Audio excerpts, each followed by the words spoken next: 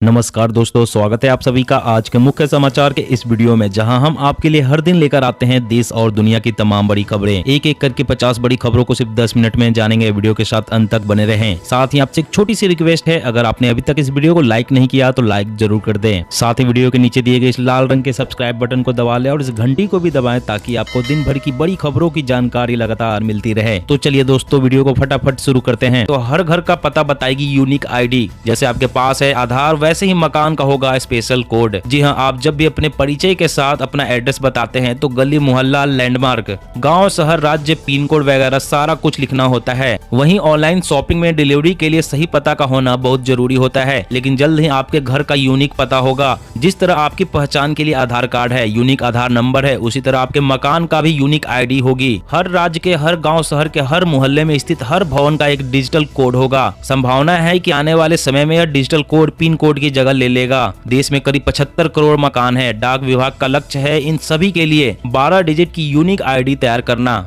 और अगली बड़ी खबर की बात करें तो LIC लायक खास पॉलिसी। हर दिन 121 रुपए जमा करे तो बेटी की शादी के मौके पर मिलेंगे 27 लाख रुपए। जी हाँ, देश में एक कहावत है कि बेटी पैदा होते ही माता पिता उनकी शादी के लिए पाई पाई जोड़ना शुरू कर देते हैं। अगर आपके घर में भी बेटी है और आपको उसकी शादी की चिंता सता रही है तो परेशान ना हो। LIC बेटियों के लिए खास पॉलिसी लेकर आया है। इसमें आपको अपनी बेटी के कन्यादान पर 27 लाख रुपए मिलेंगे।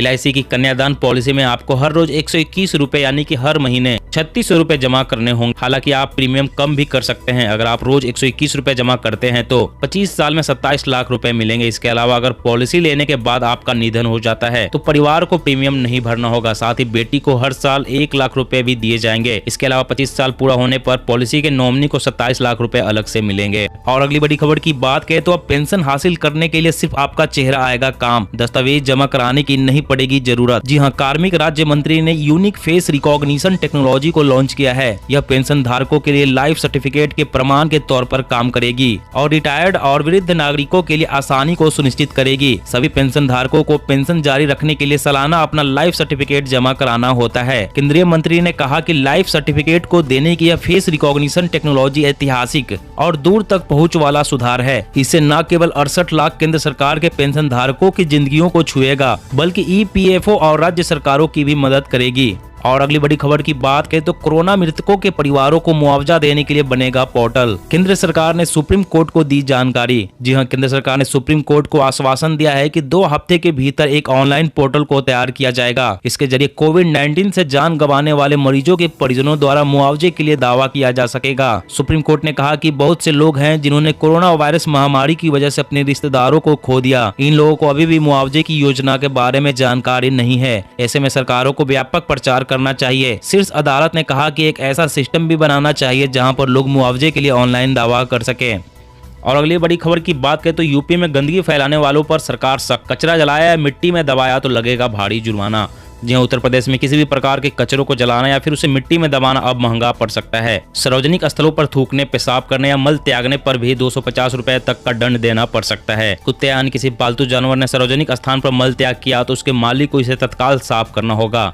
ऐसा न करने पर 500 रुपए तक का जुर्माना देना पड़ सकता है। प्रदेश सरकार नए नियम तैयार कर रही है। इसके बाद खाली पड़े प्लॉट, मैदान या फिर पार्क में कूड़ा फेंकने पर 500 रुपए तक का दंड देना होगा। किसी भी नदी, नाले और सीवर में कूड़ा बहाने पर 750 रुपए तक का जुर्माना देना पड़ सकता है। इसी प्रकार यदि चलती गाड़ी से कचरा फेंका गया तो 350 रुपए से लेकर 1000 रुपए तक का जुर्माना देना पड़ेगा। और अगली बड़ी खबर की बात करें तो राम भक्तों के लिए बड़ी खुशखबरी। श्रद्धालुओं के लिए दिसंबर 2023 तक खुलेगा भव्य राम मंदिर। 2025 में पूरा होगा काम। जी हाँ, देश और दुनिया भर के राम भक्तों के लिए अयोध्या से एक बड़ी खबर आई है। श्री राम जन्मभूमि तीर्थ क्षेत्र ट्रस्ट ने दावा किया है कि दिसंबर 2023 तक राम मंदिर में श्रद्धालु अपने आराध्य राम लल्ला का दर्शन कर सकेंगे। अयोध्या में बन रहा राम मंदिर 2023 दिसंबर तक राम भक्तों के लिए खोल दिया जाएगा। पूरा राम मंदिर परिसर भले ही बनकर तैयार न हो, लेकिन तब तक गर्भगृह बनकर तैयार हो जाएगा। आपकी जानकारी के लिए बता दें कि राम मंदिर का निर्माण कार्य अयोध्या में काफी तेजी से चल रहा है। और अगली बड़ी खबर की बात करें, WHO ने दी चेतावनी, कहा ओमिक्रॉन वेरिएंट बहुत बड़ा वैश्विक खतरा, चुनौतियों का सामना करने के लिए तैयार रहे दुनिया। जी हाँ, विश्व स्वास्थ्य संगठन ने आगाह करते हुए कहा कि तेजी से रूप बदल रहा ओमिक्रॉन कोरोना वायरस पूरी दुनिया में फैल सकता है। इससे संक्रमण बढ़ने का भी खतरा है, जिसके चलते कुछ क्षेत्रों में गंभीर नतीजे हो सकते हैं। वहीं वैक्सीन और पूर्व के संक्रमण के चलते पैदा हुई प्रतिरक्षा को बेअसर करने की इसकी क्षमता का पता लगाने के लिए अभी और अध्ययन की जरूरत है। ओमिक्रॉन वेरिएंट के तेजी से फैलने से मरीजों की संख्या में अप्रत्याशित वृद्धि की आशंका जताते हुए संयुक्त राष्ट्र स्वास्थ्य एजेंसी ने अपने सभी 194 सदस्य देशों से टीकाकरण में तेजी लाने का आग्रह किया है।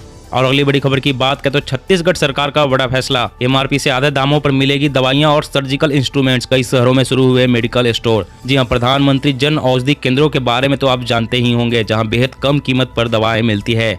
अब छत्तीसगढ़ सरकार ने भी एक खास मेडिकल स्टोर योजना की शुरुआत की है। इस योजना का नाम है Shri Dhanvantari generic medical store योजना। इस स्कीम के तहत खोले गए दवा दुकानों में आधी से भी कम कीमत पर दवाएं मिलेगी। राज्य जनसंपर्क विभाग के अधिकारियों ने बताया कि इन मेडिकल स्टोर्स पर 50 से 71% तक कम कीमत पर जेनेरिक दवाइयां उपलब्ध होगी। इन दवा दुकानों में अनिवार्य रूप से 251 प्रकार की जेनेरिक दवाइयां और 27 सर्जिकल उत्पाद की बिक्री होगी। आम लोगों के लिए राहत भरी खबर है। और अगली बड़ी खबर की बात करें तो चीनी हैकर्स भारत की रक्षा तैयारियों में सेंध मारने की कर रहे हैं कोशिश। सुरक्षा एजेंसियों ने सरकार को दी 40 कंप्यूटर्स की जानकारी। जी हां, चीन के हैकर्स ने भारतीय रक्षा तैयारियों की जानकारी हासिल करने के लिए देश के डिफेंस सेक्टर पर साइबर अटैक करने की कोशिश कर रहे हैं। सुरक्षा एजेंसियों ने सरकार से ऐसे 40 कंप्यूटर्स की जानकारी शेयर की है जिसे हैक करने की कोशिश की गई। साथ ही 100 से ज्यादा वेब एप्लीकेशन का पता लगाया गया जिसके जरिए हैकिंग की कोशिश की जा रही थी। साइबर अटैक की जानकारियों को केंद्र के साथ साथ राज्य सरकारों से साझा की गई है। चीन ये पता लगाने की कोशिश में है कि Bharat anti missile defence system के साथ साथ अपने फाइटर जेट से लेकर दूसरे हथियारों को कहां-कहां तैनात कर रहा है। और अगली बड़ी खबर की बात करें तो सामानों की महंगाई का असर, साबुन और डिटर्जेंट की कीमतें बढ़ी, व्हील 3.5% महंगा, ऋण और अन्य भी हुए महंगे। जी हां, ग्राहकों के सामान बनाने वाली हिंदुस्तान यूनिलीवर लिमिटेड और ITC लिमिटेड ने अपने चुनिंदा उत्पादों की कीमतें बढ़ा दी है। कंपनी ने कहा कि ज्यादा लागत की वजह से यह फैसला करना पड़ा। इस कारण व्हील के 1 किलो पैकेट की कीमत अब 3.5% बढ़ गई है। कंपनी ने कहा कि चुनिंदा प्रोडक्ट्स की कीमत आधा किलो और 1 किलो के पैक पर बढ़ी है। वहीं रिन डिटर्जेंट बार और लक्स साबुन की भी कीमतें बढ़ा दी गई है। कंपनी के प्रवक्ता ने कहा कि हाल के समय में इनपुट लागत में काफी वृद्धि हुई है। फास्ट मूविंग कंज्यूमर गुड्स कंपनियों को पिछले कुछ समय से महंगाई के दबाव का सामना करना पड़ रहा था। और अगली बड़ी खबर की बात करें तो अब रेल का सफर होगा और सुहाना, यात्रियों की सुरक्षा RPF अफसरों के हाथों में होगी। जी हां, रेल सफर के दौरान ट्रेन यात्रियों की सुरक्षा की कमान अब रेलवे सुरक्षा बल यानी RPF के अधिकारियों के हाथों में होगी।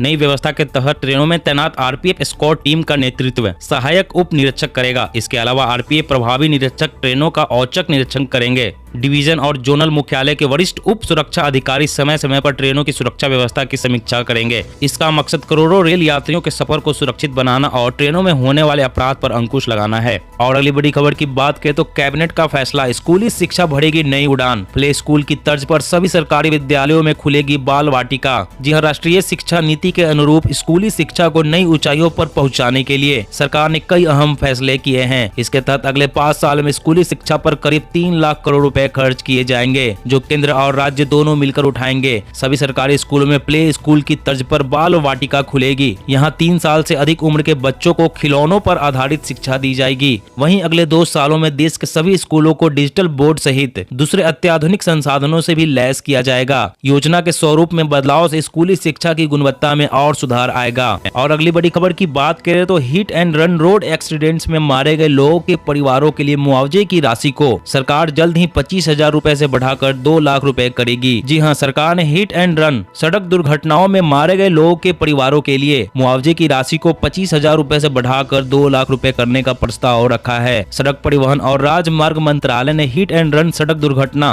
पीड़ितों के लिए मुआवजे की राशि बढ़ाने के लिए एक योजना प्रस्तावित की है, जिसमें सड़क दुर्घटनाओं में गंभीर रूप से घायल होने पर 50,000 रुपए का मुआवजा देने का प्रस्ताव रखा गया है। ड्राफ्ट स्कीम के तहत मंत्रालय ने दावों के त्वरित निपटान के लिए समिति का गठन करेगी। बढ़ाएगी। सरकार मोटर व्हीकल एक्सीडेंट फंड बनाएगी, जिसका इस्तेमाल हिट एंड रन एक्सीडेंट के मामले में मुआवजा और दुर्घटना पीड़ितों के इलाज के लिए किया जाएगा। फाइजर बायोएनटेक कोरोना वैक्सीन की तीसरी खुराक 95.6% प्रभावी। जी हां, देश में कोरोना के खिलाफ वैक्सीनेशन अभियान तेजी से जारी है। इस बीच एक नई स्टडी सामने आई है। बताया जा रहा है कि फाइजर बायोएनटेक कोरोना वैक्सीन की तीसरी खुराक 95.6% प्रभावी है। इससे पहले एक रिसर्च में यह भी दावा किया गया था फाइजर वैक्सीनेशन बेहद संक्रामक डेल्टा समेत SARS-CoV-2 वायरस के अलग अलग वेरिएंट के खिलाफ भी सुरक्षा देती है। ऐसे में बताया जा रहा है कि वैक्सीन की तीसरी खुराक कोरोना के खिलाफ 95.6% असरदार है। दरअसल ये स्टडी ऐसे समय में सामने आई है जब भारत फाइजर बायोएनटेक और मॉडर्ना से कोरोना वैक्सीन नहीं खरीदेगा। दोस्तों, आज की खबरों में बस इतना ही। इसी तरह हर रोज काम की खबरें जानने के लिए आप हमेशा हमारे साथ जुड़े रहें। हमारे साथ जुड़ने के लिए वीडियो के नीचे दिए गए इस लाल रंग के सब्सक्राइब बटन को दबा लें और साथ ही इस घंटी को भी दबाएं ताकि आपको हर खबर की सटीक जानकारी मिल सके। जय हिंद, जय भारत।